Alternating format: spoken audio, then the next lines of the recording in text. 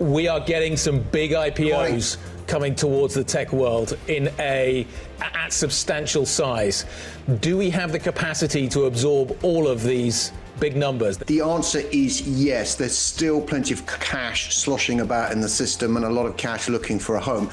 The big question is whether or not that cash is willing to pay the valuations being asked. The order is very important when it comes to these giant IPOs. You want to be first because that's the one where there's going to be the most demand. I do think some of these business models are going to struggle. I think the hard part for investors is to figure out which one is actually going to thrive. There probably is enough capital out there to fund it, but I think we're certainly going to have a negotiation period on how much people are actually willing to pay for those. It's an historic moment for these IPOs, these blockbuster IPOs.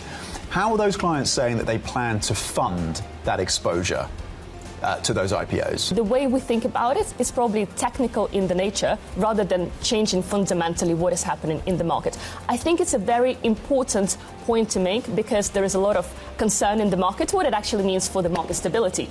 We don't think that it creates instability. We actually think that there is enough capacity in the market to absorb that. What I think is interesting about the IPOs is that they're being designed in some ways to encourage retail participation, with higher allocations and with, relatively small free floats compared to enormous market caps. A lot of the incremental improvement in profit of the big mega cap techs is the increase in share value of their investments in these other Amazon's profits get boosted by the fact that its Anthropic share goes up X percent, and that means that when there's a problem, this is just going to be so bad because after the GFC there is going to be a problem, right, at some point. There's definitely going to be a problem at some point. SpaceX has put projected valuations up at such a level, everybody else has to come up to try. They're getting a boost because... This is ironically a gravitational effect for a space, Exactly. Investors are going to say, show me the money. Okay, I put money into you at these exorbitant forward valuations. I now want to see something on the table in terms of your revenues and your profits. Yes. If there's a mismatch for too long,